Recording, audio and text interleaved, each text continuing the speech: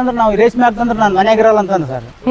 ಈಗ ಅವ್ರ ಚಲೋ ಹಾಕತ್ತೀರಿ ಅನ್ನಕತ್ತೀರಿ ಅವ್ರ ಅಂತಾರೆ ಅವಾಗ ಬೇಡ ಬೇಡ ನಾ ರೇಷ್ಮೆ ಹಾಕಿ ನಾನು ಮನ್ಯಾಗ ಇರಲ್ಲ ಅಂತ ಸರ್ ನಮ್ಮ ಹೆಣ್ಮಕ್ಳ. ಅದಕ್ಕೆ ಅಷ್ಟಕಂಡ ಬಂಡವಾಳ ಸಾಲ ಮಾಡಿ ಈಗ ಯಾಕೆ ಹಾಕ್ಬೇಕು ನಾವು ಸಾಲ ಇಷ್ಟು ದಿನ ಸಾಲ ಅದು ಬಲು ಸೂಕ್ಷ್ಮ ಅಂತೆ. ಅದು ಸ್ವಲ್ಪ ಏನಾರ ಮಗ್ಲಾಗ ಔಷಧಿ ಹೊಡಿಯಂಗಿಲ್ಲ, ಅದು ಇದು ಮಾಡಂಗಿಲ್ಲ, ಹುಳ ಸಾಯ್ತಾವಂತೆ ಅಂತಂಗೆಲ್ಲ ಹೇಳ್ತಾರೆ. ಯಾರು ಏನ್ ಹೇಳ್ಯಾರ ಅದನ್ನೆಲ್ಲ ಕೇಳ್ಯಾರ. ಬ್ಯಾಡ ಅದು ಅನ್ನೋರು. ನಾವು ಇದ್ರ ಮ್ಯಾಗ ಸಾಲ ತಗೊಂಬಂದು ಸಂಘದಾಗ ನಮ್ಮ ಹೆಣ್ಮಕ್ಳು ಬಂಗಾರ ಸತಿಗೆ ಒತ್ತಿ ಇಟ್ಟು ಇದನ್ನ ಕೊಡ ಮಾಡ್ತೀನಿ ಸರ್. ಎಂಥ ಚಳಿಗಾಲದಾಗ ಗೂಡು ಕಟ್ಟಿಲ್ಲ ಅಂದ್ರೂ 50,000 40,000 ಕರ ಆಗ್ಯಾವ ಸರ್. ಬೆಸ್ಟ್ ಆಗೈತೆ ಅಂದ್ರೆ ಬೆಸ್ಟ್ 1,10,000 ಸರ್ ಒಂದ್ಸಲ. ಇಲ್ಲಿಗೆ ಬಂದು ಹೋಯ್ತು ಸರ್ ಗೂಡು. ಇಲ್ಲೇ ಬಂದು ಗೂಡದ ಇಲ್ಲಿಗೆ ಬಂದು ಲಾರಿ ತಗೊಂಬಂದು ನಮ್ಮ ಊರಾಗ ಒಂದು ಇಬ್ಬರು ಸರ್. ಇಲ್ಲಿ ಉಗುಳೂರಾಗ ತಳಕಲಾಗ ರೈತರು ಎಲ್ಲರೂ ಇಲ್ಲೇ ಲಾರಿ ತಗೊಂಬಂದು ಇಲ್ಲೇ ತೂಕ ಮಾಡ್ಕೊಂಡು ನಮ್ಮ ಅಕೌಂಟಿಗೆ ಪೇಮೆಂಟ್ ಹಾಕಿ ಹೋದ ಸರ್. ಹತ್ತಿ ಬೆಳೆದಿವಿ, ಕಡ್ಲಿ ಬೆಳೆದಿವಿ, ಮೆಕ್ಕೆಜೋಳ ಬೆಳೆದಿವಿ.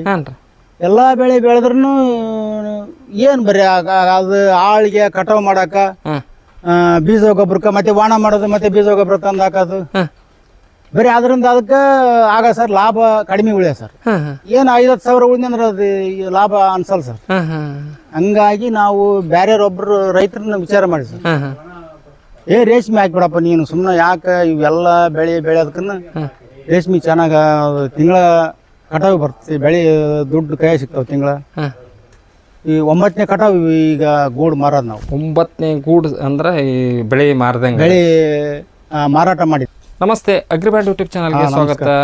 ಇವತ್ತು ನಾನು ವಿಜಯನಗರ ಜಿಲ್ಲೆಯ ಹೂವಿನಡಗಲಿ ತಾಲೂಕಿನ ಮುದೇನೂರು ಗ್ರಾಮದಲ್ಲಿದ್ದೀನಿ. ಇದೇನಪ್ಪ ಅಂದ್ರೆ ಮಲ್ಲಿಗೆ ನಾಡು. ನಾನು ನೋಡಿದ್ರೆ ಈ ರೇಷ್ಮೆ ತೋಟ ತೋರ್ಸಕತ್ತೀನಿ ಅಂತ ಅನ್ಕೊಳ್ಬೇಡ್ರಿ.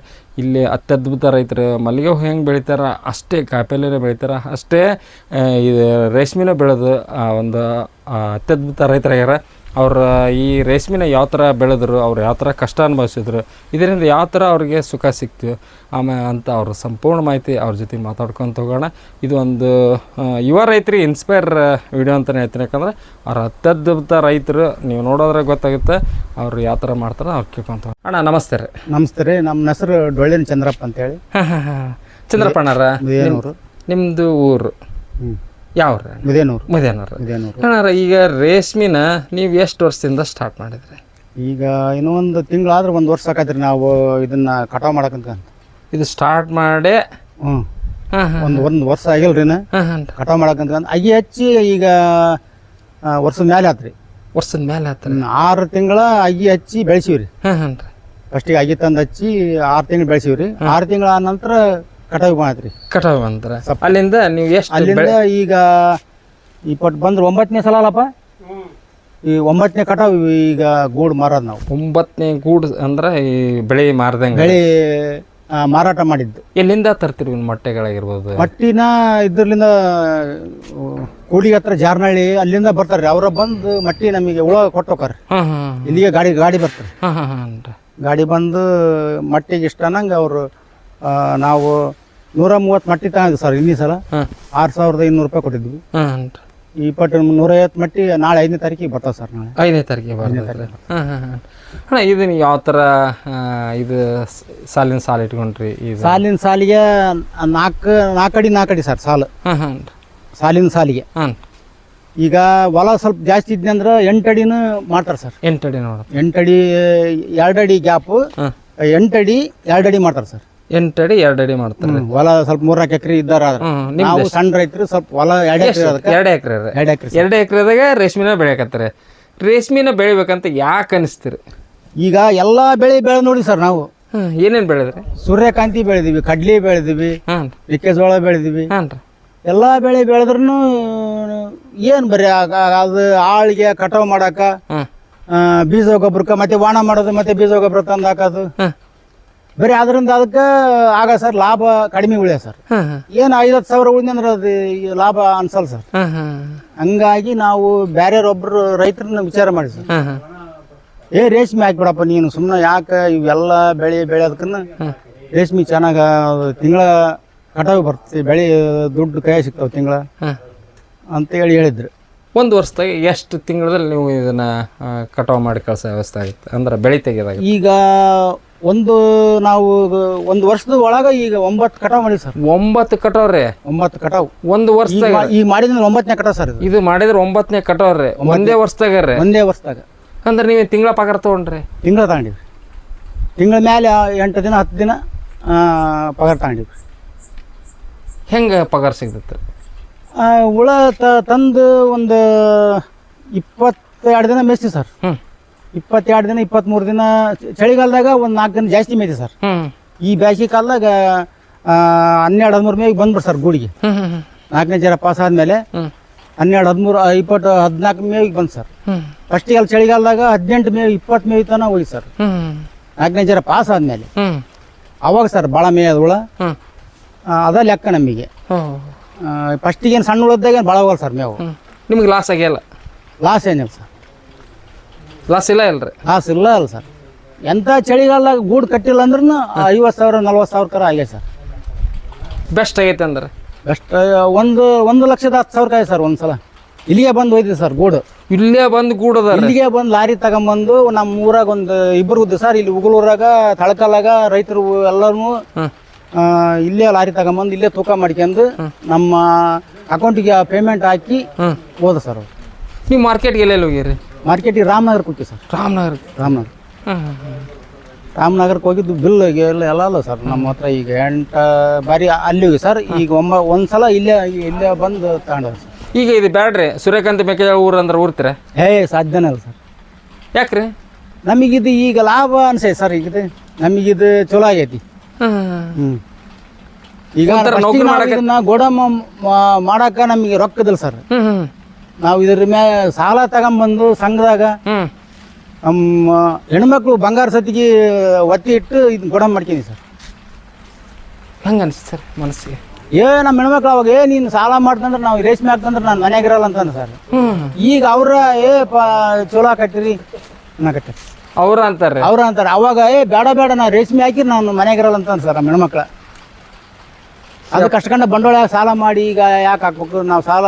ಇಷ್ಟು ದಿನ ಸಾಲ ಮಾಡಿಲ್ಲ, ಅದ್ರ ಬೆಲೆ ಗೊತ್ತಿಲ್ಲ ನಮಗೆ ಯಾಕದ ಅಂತ. ಹಿಂಗ್ರೆ ಅದು ಬಲು ಸೂಕ್ಷ್ಮ ಅಂತೆ. ಅದು ಸ್ವಲ್ಪ ಏನಾರ ಮಗ್ಲಾಗ ಔಷಧಿ ಹೊಡಿಯಂಗಿಲ್ಲ, ಅದು ಇದು ಮಾಡಂಗಿಲ್ಲ, ಹುಳ ಸಾಯ್ತಾವಂತೆ ಅಂತಂಗೆಲ್ಲ ಹೇಳ್ತಾರೆ. ಯಾರು ಏನು ಹೇಳ್ಯಾರ ಅದನ್ನೆಲ್ಲ ಕೇಳ್ಯಾರ. ಬ್ಯಾಡ ಅದು ಅನ್ನೋರು. ಈಗ ತಿಂಗಳ ಚಲೋ ಆತ್ರಿ, ದುಡ್ಡು ಬರಕಂತ. ನೀವು ಒಂದು ವರ್ಷಕ್ಕೆ ಸೂರ್ಯಕಾಂತಿ ಮೆಕ್ಕೆಜೋಳ ಬೆಳೆದ್ರೆ ಎಷ್ಟು ದುಡ್ಡು ತೊಗೊಂತಿದ್ರಿ ಸರ್? ಹಿಂದಿನ ಸಲ ನಾವು ಇದನ್ನ ಹಾಕಕ್ಕಿಂತ ಮುಂಚೆ ಮೆಕ್ಕೆಜೋಳ ಹಾಕಿದ್ವಿ ಸರ್. ಮೆಕ್ಕೆಜೋಳ ಹಾಕಿದ್ನಂದ್ರ ಬೆಸ್ಟ್ ಬೆಳೆಸಿವಿ ಸರ್. ಮೆಕ್ಕೆಜೋಳನ 1,30,30,000 ಆಗಿ ಸರ್. 4-5 ತಿಂಗಳ ಬೆಳೆ ಮೆಕ್ಕೆಜೋಳ 1,30,30,000 ಆದ್ರೆ ಒಂದು ಎಷ್ಟು 40,000 ರೂಪಾಯಿ ಖರ್ಚು ಬಂದ ಸರ್. ಒಂದು 90,000 ರೂಪಾಯಿ ಉಳಿತು ಸರ್ ಒಂದು ಬೆಳೆಗೆ, ಒಂದು ಮೆಕ್ಕೆಜೋಳ ಬೆಳೆಗೆ. ಆಮೇಲೆ ಮತ್ತೆ ಅದನ್ನ ಮತ್ತೆ ಹೊಲ ವಾಣ ಮಾಡಕ್ಕೆ, ರಂಟಿ ಹೊಡ್ಸಕ್ಕೆ, ಟ್ಯಾಕ್ಟ್ರಿಗೆ, ಬೀಜ ಗೊಬ್ಬರಕ್ಕೆ ಮತ್ತೆ ಒಂದು 25,000-30,000 ಇಡ್ಬೇಕು ಸರ್. ನಮಗೇನು ಉಳಿತೀವಿ ಸರ್? ಮತ್ತೆ 40,000-30,000 ಉಳಿತೀವಿ ಸರ್. ಇದ್ರ ಹೆಂಗೆ ಉಳಿತೈತ್ರಿ? ಹಂಗಂದ್ರೆ ಇದ್ರಾಗ ನಾವು ಸೊಪ್ಪು ಹಾಕೋದು ಅಷ್ಟೇ ಸರ್. ಇದಕ್ಕೇನು ನಾವು ಅಗಲಲ್ಲ ಬೀಜ ಗೊಬ್ಬರ ತರಂಗಿಲ್ಲ. ಗೊಬ್ಬರ ಅಂದ್ರೆ ಹಾಕ್ತೀವಿ ಸರ್. ಈ ಸಗಣಿ ಗೊಬ್ಬರನ ಹಾಕಿವಿ ಸರ್. ಈಗ ಸಗಣಿ ಗೊಬ್ಬರ ಒಟ್ಟು 11 ಟ್ರಿಪ್ ಸಗಣಿ ಗೊಬ್ಬರ ಹಾಕಿವಿ ಸರ್. 11 ಟ್ರಿಪ್ ಸಗಣಿ ಗೊಬ್ಬರ. ನಿಮ್ದೇ ದನ? ನಮ್ದು ದನ ಅದಾವು, ಆಕಳ ಸರ್, ಎತ್ತದವು.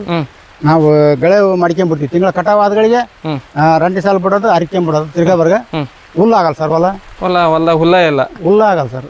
2 ಮಕ್ಳು ಈಗ 4 ಅಡಿ ಗ್ಯಾಪ್ ಸಿಗ್ತದೆ ಸರ್. ಹಂಗಾಗಿ ಗಳೆ ಮಾಡ್ತತಿ, ಹುಲ್ಲಾಗೋದಲ್ಲ. ಇದು ಒಮ್ಮೆ ರೇಷ್ಮೆ ನಾಟಿ ಮಾಡಿ ಕಾಯ್ಬೇಕನ್ನಂಗಿಲ್ಲ. ಈ ಒಮ್ಮೆ ರೇಷ್ಮೆ ನಾಟಿ ಮಾಡಿದ ಎಷ್ಟು ವರ್ಷದ ಮಟ್ಟ ಬರ್ತಾರೆ?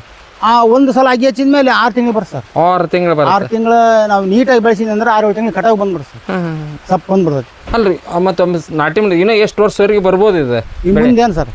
ಮುಂದೆ ಸರ್ ಈಗ ನಾವು ಗೊತ್ತಿಲ್ಲ, ಬೆಳೆದವ್ರು ಹೇಳ್ತಾರಲ್ಲ, ಒಂದು 15 ವರ್ಷ ತನ ತೆಗಿಬೋದಪ್ಪ ನೀಟಾಗಿ ನೀನು ಗಿಡ ಇಟ್ಕಂದ್ರೆ. 15 ವರ್ಷ ರೀ? 15 ವರ್ಷ ಗೌರ್ಮೆಂಟ್ ಗೊಬ್ಬರ ಹಾಕಿದಂಗ ಸಗಣಿ ಗೊಬ್ಬರ ಹಾಕ್ಯಂತ ನೀನು ಗಿಡ ನೀಟಾಗಿ ಇಟ್ಕೊಂಡಿ ಅಂದ್ರೆ 15 ವರ್ಷ ತನಕ ಬೆಳೆ ತೆಗಿಬೋದು. ಖರ್ಚ ಇಲ್ಲ 15 ವರ್ಷ, ಬರೀ ನೀವು ಅಷ್ಟೇ ಸಗಣಿ ಗೊಬ್ಬರ ಹಾಕೊಂಡು, ಸಗಣಿ ಗೊಬ್ಬರ ಹಾಕೋದು, ಬೆಳೆ ಮಾಡೋದು, ನೀಟಾಗಿ ಇಟ್ಕೊಂಡು ಹೋಗೋದು, ನೀರು ಕಟ್ಟೋದು.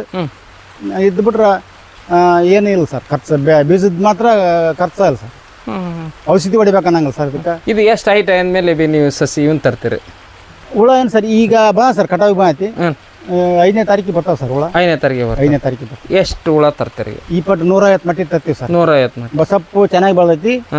ಆ ಪಟ್ಟಿಂದ ಒಂದು ಪ್ಲಾಟ್ ಇದ್ರಾಗ 2 ಎಕರೆಗೆ 2 ಪ್ಲಾಟ್ ಮಾಡ್ಕೊಂಡಿ ಸರ್. 1 ಎಕರೆ ಒಂದು ಸಲ 1 ಎಕರೆ ಒಂದು.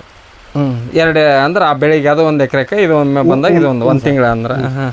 ಈಗಲೇ ಅದನ್ನ ಕೆಳಗಿಂದ ಕಟಾವು ಮಾಡಿ ಎಲ್ಲ ಗೊಬ್ಬರ ಹಾಕಿ ಸರ್. ಅದಕ್ಕೆ ಸೈಡ್ ಗೊಬ್ಬರ ಹಾಕಿದ್ದಿಲ್ಲ ಪಟ, ಇದು ಕಷ್ಟ ಹಾಕಿದ್ವಿ. ಅದನ್ನ ಈಗ ವಾಣ ಮಾಡ್ಕೊಂಡು ದಾರಿಗೆ ಬಿಟ್ರೆ ಅದು ಇದು ಕಟಾವಾಗಿ ಮೇಸತಿ ಅದು ಬಂದ್ಬಿಡ್ತು ಸರ್. ಚಿಗುರು ಅದು ಬಂದ್ಬಿಡ್ತಾರೆ. ಇದು ನೀವು 9 ಬೆಳೆ ತೆಗೆದ್ರೆ ಇದು 9ನೇದು 8 ಬೆಳೆ. ಹ್ಞೂ ಸರ್. ಒಂದೊಂದು ಬೆಳೆ ಯಾವ ರೂಪದಾಗ ಅಂದ್ರೆ ನಿಮ್ಗೆ ಹಣ ಸಿಕ್ತಿ ಅಂದ್ರೆ ಈಗ ಮೆಕ್ಕೆಜೋಳ ಹಾಕಿದ್ರೆ ಒಮ್ಮೆ ತೆಗೆದಿವೆ ಅಂತ ಹೇಳಿದ್ರೆ, ಇದಾದ್ರೆ ಇದು ತಿಂಗಳ ಸಿಗ್ತದೆ ಸರ್. ನಮಗೆಲ್ಲ ಖರ್ಚು ತೆಗೆದು ಒಂದು ದರಿದ್ರ ಅಂತ ಕಡಿಮೆ ಆಗೈತೆ ಅಂದ್ರೆ ಒಂದು 34 ಸಾವಿರ ಉಳಿತೈತೆ ಸರ್ ತಿಂಗಳು.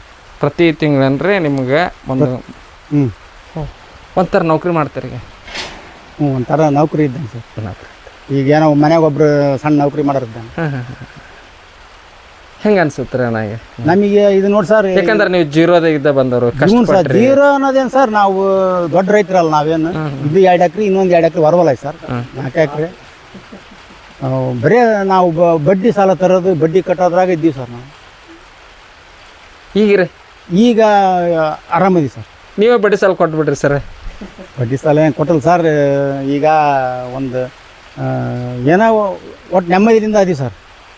ಇಷ್ಟು ವರ್ಷ ನೆಮ್ಮದಿಗಿಂತ ಈ 1 ವರ್ಷ ನೆಮ್ಮದಿ. ರೇಷ್ಮೆ ಹಾಕಿದ್ಮೇಲೆ ಸ್ವಲ್ಪ ನಾವು ಖುಷಿ ಕಂಡಿವಿ ಸರ್. ಅಂದ್ರೆ ನೆಕ್ಸ್ಟ್ ಇನ್ನು ರೇಷ್ಮೆ ಬಿಡಲ್ಲ? ರೇಷ್ಮೆ ಬಿಡಲ್ಲ ಸರ್. ಇದು ನಾವು ಈ ಗಿಡ ಕೇಳೋವರೆಗೆ ಬಿಡಲ್ಲ ಸರ್. ನಾವು ಅದು ಏನು ಕಷ್ಟ ಬಂದ್ರೂ ಬೇರೆ ಬದುಕು ಬಿಟ್ರೂ ಇದನ್ನು ಬಿಡಲ್ಲ ಸರ್. ಸರ್ ಇದು ಒಟ್ಟೆ ನಿಮ್ಗೆ ನಾಲೆಜೇ ಇಲ್ಲ, ಬರೀ ಸೂರ್ಯಕಾಂತಿ ಮೆಕ್ಕೆಜೋಳ ಬೆಳೆದಾರ. ಈ ರೇಷ್ಮೆ ಫಸ್ಟ್ನೇ ಸರ್ ಬೆಳೆದಾಗ ನಿಮ್ಗೆ ಕಷ್ಟ ಅನಿಸ್ಲಿಲ್ಲ? ಅನಿಸ್ತು ಸರ್, ಅನಿಸ್ತು. ನಾವು ರೇಷ್ಮೆ ಅಗಿ ಹಚ್ಚಿಂದೆ ಒಂದು ಸುಮಾರು ಒಂದು 20 ತೋಟ ನೋಡಿ ಅಡ್ಡಾಡಿ ಸರ್. 20 ತೋಟ ಗೋಡಂಬಿಗಳು ಎಲ್ಲ ಸುತ್ತಮುತ್ತಲ ಹಳ್ಳಿಯಾಗ, ಅಡಗಲಿಯಾಗ, ಇಲ್ಲಿ ಅಡಿಮಲ್ಲಿ ಕೆರೆಯಾಗ, ಇದ್ರ ಹುಚ್ಚ ನಿಮಗೆ ಉಳುವತ್ಯಾಗ ಇದ್ರ ಹುಚ್ಚ ಹಿಡಿದು ಬಿಟ್ಟಿತ್ತು ಅಂದಾಗ ಆಯ್ತು ನಿಮ್ಗೆ. ಅಲ್ಲ ಇದು ನೋಡ್ಕೊಂಬರ್ಬೇಕು, ತಿಳ್ಕೊಬೇಕು ಏನೇನು ಮಾಡ್ಯಾರ, ಹೆಂಗೆ ಮಾಡ್ಯಾರ ಅವರು ಅಂತ ತಿಳ್ಕೊಂಡು ನಾವು ಮಾಡಕಂತೀವಿ ಸರ್. ಸ್ವಲ್ಪ ಕಷ್ಟ ಅನಿಸ್ ಸರ್. ಇವೆಲ್ಲ ಅಗಿ ಹಚ್ಕೊಂಡು ಗೋಡಂಬಿ ಶೆಡ್ ರೆಡಿ ಆಗೋ ಮಟ ಈಗ ಪರವಲ್ಲ ಸರ್. ಎಲ್ಲ ತಿಂಗಳ ದುಡ್ಡು ಸಿಗ್ತಾವು, ಟರ್ನವರ್ನ ಆಕೈತಿ. ಏನು ಕಷ್ಟ ಇಲ್ಲ ಸರ್. ಕಷ್ಟ ಅಣ್ಣ. ಈಗ ನೀವು 5ನೇ ತಾರೀಕಿಗೆ ಏನು ಬರ್ತಾವೆ ಹುಳ ಬರ್ತಾವೆ. ಆ ಹುಳ ಬರೋದ್ನೇ ಏನೇನು ರೆಡಿ ಮಾಡ್ಕೊಂತೀರಿ ಒಳಗೆ ಸರ್? ಈಗ ಇದನ್ನ ಒಳಗಿಂದೆಲ್ಲ ಕಟ್ಟಿಗೆ ಸಪ್ ಮೇಸಿರ್ತೀವಲ್ಲ ಸರ್, ಅದನ್ನೆಲ್ಲ ಕ್ಲೀನ್ ಮಾಡಿವಿ ಸರ್. ಈಗ ಕ್ಲೀನ್ ಮಾಡಿ 2 ಸಲ ಈಗ ಮೋಟ್ರ್ ಹಚ್ಚಿ ನೀರು ಹಿಡಿದ್ವಿ ಸರ್. ಎಲ್ಲ ತೊಳೆದಿವಿ ಸರ್. ಮತ್ತೊಂದ್ಸಲ ಈಗ ಇದನ್ನ ಕೆಮಿಕಲ್ ಔಷಧ ಹಾಕಿ ತೊಳಿಬೇಕು ಸರ್. ಅದು ಹಟ್ಟ ಎಲ್ಲ ಕಟ್ಟಿಗೆ ರ್ಯಾಕ್ಗಳು ಅವ್ನು ತೊಳೆದು ಮತ್ತೊಂದ್ಸಲ ಚಲೋ ನೀರು ಎಲ್ಲ ಕ್ಲೀನಾಗಿ ಹಿಡಿದು ಔಷಧ ತೊಳೆದ ಮೇಲೆ ಖಾಲಿ ನೀರು ಹಿಡಿದು ತೊಳೆದು ಹುಳ ಬರೋದಿನ ಸೀದಾ ಎಲ್ಲ ಪೇಪರ್ ಹಾಸ್ಕೊಂಡು ಅವನ್ನ ಆ ಕಡೆಗೆ ಒಂದು 8 ರ್ಯಾಕ್, ಈ ಕಡೆಗೆ ಒಂದು 8 ಮಟ್ಟಿ, ಆ ಕಡೆಗೆ ಒಂದು 8 ಮಟ್ಟಿ, 7 ಮಟ್ಟಿ ಸರ್. 150 ಮಟ್ಟಿ ಅಂದ್ರೆ 15 ರ್ಯಾಕ್ ಬರ್ತಾವೆ ಸರ್. ಅವು 15 ಇವನ್ನ ಪುಟ್ಟಿ ಇಳಿಸ್ಕೊಂಡು ಆ ಕಡೆಗೆ ಈ ಕಡೆಗೆ ಹಾಕಿದ್ವಿ ಸರ್. ಪೇಪರ್ ಹಾಸಿ ಮರಿನ ಸಣ್ಣ ಮರಿ ಕೊಡ್ತಾರೆ ಸರ್. ಅವನ್ನ ಸ್ವಲ್ಪ 1 ವಾರ ಇದು ಆಗತ್ತಾನ ಒಂದು ಮಳೆ ಕೊಯ್ದು ಹಾಕ್ಬೇಕು ಸರ್. ಸೊಪ್ಪು ಮೊದಲು ಪೂರ ಏಕ ಹಾಕಂಗಲ್ಲ ಸರ್. ಸಣ್ಣ ಮರಿ ಇದ್ದಾಗ ಇಷ್ಟಿಷ್ಟ ಕಟ್ ಮಾಡಿ ಹಾಕ್ಬೇಕು ಸರ್. ಇಷ್ಟಿಷ್ಟ ಒಂದು 3-4 ದಿನ ಸರ್. ಆಮೇಲೆ ಹಂಗ ಮೇದಂಗಲ್ಲ ಹುಳ ಕಣ್ಣಿ ಕಾಣಂಗೆ ಹಾಕ ಸರ್. ದೊಡ್ಡದಾಕತಿ ಅವಾಗಲೇ ಒಂದು ಇಷ್ಟಕ್ಕೆ ಹಾಕ್ತಿವಿ ಸರ್. ಇಷ್ಟದ್ದು ಹಾಕ್ತಿವಿ. ಅಲ್ಲೇ ಒಂದು 3ನೇ ಜರ ತಡಾದ್ಮೇಲೆ ಅಲ್ಲೇ ಸೀದಾ ಇಲ್ಲಿ ಬಡ್ಡಿಗೆ ಕೊಯ್ದು ಬಿಡ್ತೀವಿ. ಬಡ್ಡಿಗೆ ಕಟಾವು ಮಾಡಿ ಅದ್ರ ಮೇಲೆ ಹಾಕ್ಬಿಡ್ತೀವಿ. ಮತ್ತೆ ಹಂಗ ಹುಳ ದೊಡ್ಡವಾದಂಗಲ್ಲ ಅವನ್ನ ಮತ್ತೆ ಬೇರೆ ರ್ಯಾಕಿಗೆ ಚೇಂಜ್ ಮಾಡ್ಕೊಂತ ಹೋಗ್ತೀವಿ ಸರ್. ಹಂಗ ಇದು ಸಪ್ಪಿಗೆ ಹತ್ತಿರ್ತಾವ ಸಲ ಹುಳ, ಅವನ್ನ ಮ್ಯಾಗಳ ಅಟ್ಟಕ್ಕೆ ಪೇಪರ್ ಹಾಸೋದು. ಈ ರೇಷ್ಮೆ ಸಪ್ಪಿಗೆ ಹತ್ತಿದ್ದುಳ ಹಂಗ ಮ್ಯಾಕ್ ಹಾಕ್ಯಂತ ಇದು ಹೋಗ್ತೀವಿ ಸರ್. ಅವನೇನು ಬಳಕನಂಗೆಲ್ಲ ಹಿಡ್ಕಂಗಲ್ಲ ಸರ್ ದುಂಡಗ. ಹಂಗ ಸಪ್ಪಿಗೆ ಹಚ್ಚಿಂದ ಮ್ಯಾಕ್ ಹಾಕ್ಯಂತ ಹೋಗ್ಬೇಕು ಸರ್. ವರ್ಷದಾಗ 12 ತಿಂಗಳನ್ನು ಬೆಳೆ ತೆಗಿಬಹುದ್ರಿ? ಹೌದು, ಭಾಳ ಇದ್ದಂಗೆ ಸರ್ ನಮಗೇನು. ಯಾಕಂದ್ರೆ ನಿಮ್ಮ ಮುಖದಾಗ ಫಸ್ಟ್ಗೆ ಬಂದ ನಗು ಇದ್ದಿಲ್ಲ ಈಗ, ಹೌದಲ್ರಿ? ಹೌದು ಸರ್. ನೋಡಿ ಸ್ನೇಹಿತರೆ, ನಾನು ಇವತ್ತು ಒಬ್ಬ ಅತ್ಯದ್ಭುತ ರೈತರ ಅಂತ ಹೇಳ್ಬೋದು. ಇವರು ಜೀರೋದಿಂದ ಬಂದಂಥ ವ್ಯಕ್ತಿಗಳು. ಎಲ್ಲ ಬೆಳೆದೀನಿ, ನಾ ಕಷ್ಟಪಟ್ಟೀನಿ. ಸುಮಾರು 100 ಹೊಲ ತಿರುಗಿದೆ. ರೇಷ್ಮೆ ಹಚ್ಬೇಕಂತ ಹೋದೆ. ಹೆಂಡತಿ ಸಪೋರ್ಟ್ ಕೇಳಿದೆ. ಹೆಂಡತಿ ಅವರು ನಾನು ಬಂಗಾರ ಕೊಡಲ್ಲ, ಯಾಕಂದ್ರೆ ಒಂದು ಮನೆ ಮಾಡ್ಬೇಕಂದ್ರೆ ಅದೊಂದು ಗೂಡು ಇದು ಮಾಡ್ಕೊಳಕ್ಕೆ ಆಗಲ್ಲ ಅಂತ. ಅಷ್ಟು ಅಂದ್ರೆ ಅವ್ರ ಉದ್ದೇಶ ಏನಂದ್ರೆ ನಾವು ಈಗ ತ್ರಾಸ್ನಾಗ ಇದ್ದೀವಿ ಅದಕ್ಕೆ ಭಯಪಟ್ರ. ಆದರೆ ಇವ್ರು ಅಷ್ಟು ಇಷ್ಟು ಇದ್ದು ನಾನು ಮಾಡೇಬೇಕು ಅಂತಂದು ಸುಮಾರು ಒಂದು 10ರಿಂದ 20 ಹೊಲ ತಿರುಗಾಡಿ ಇವತ್ತು ರೇಷ್ಮೆ ಬೆಳೆದು ಸುಮಾರು ಈಗಾಗಲೇ ಒಂದೇ ಇದರಲ್ಲೇ 8 ಬೆಳೆ ತೆಗೆದು ಇದು 9ನೇ ಬೆಳೆ ತೆಗಿತೀವಿ ಅಂತ ಹೇಳ್ತಾರೆ. ಇವರ ಏನಂದರೆ ಇವರು ಒಂದು ಜಾಬ್ ಮಾಡ್ದಂಗೆ ರೀ ಅಂತಂತ ಹೇಳ್ತಾರೆ. ಯಾಕಂದ್ರೆ ನಂದು ಇರೋದು 2 ಎಕರೆ ರೀ. ನಾವು ಬರೋದು ಎಷ್ಟು ಒಂದು ಟೈಮ್ ಬೆಳ್ತೈತೆ ಬೆಳೆ, ಅದು 1 ಲಕ್ಷ ಚಿಲ್ಲರೆ ಬಂದು 40,000 ಖರ್ಚು ಮಾಡ್ತೈತೆ. ಈ ಪ್ರತಿ ತಿಂಗಳು 30-35 ಸಾವಿರ ರೂಪಾಯಿ ಉಳಿತೈತಿ ನಮಗೆ ಖರ್ಚು ತೆಗೆದು. ಅಂದ್ರೆ ವರ್ಷದಾಗ ಒಂದು ಬೆಳೆಗೆ ಬರೀ 30 ಉಳಿತೈತಿ, ಈಗ ಪ್ರತಿ ತಿಂಗಳೂ ಉಳಿತೈತಿ ಅನ್ನೋ ಒಂದು ಧೈರ್ಯ ಐತಿ. ಆಮೇಲೆ ಅವ್ರ ಖುಷಿ ಐತಿ. ಇದು ನಮಗೆ ರೇಷ್ಮೆ ಅನ್ನೋದು ಮಹಾಲಕ್ಷ್ಮಿ ಅಂತಲೇ ಹೇಳ್ತಾರೆ. ಇವರ ಈ ಮಾಹಿತಿ ಇಷ್ಟ ಆದ್ರೆ ಲೈಕ್ ಕೊಡಿ, ಕಮೆಂಟ್ ಮಾಡಿ, ಶೇರ್ ಮಾಡಿ. ನಮಸ್ಕಾರ. ನಮಸ್ಕಾರ.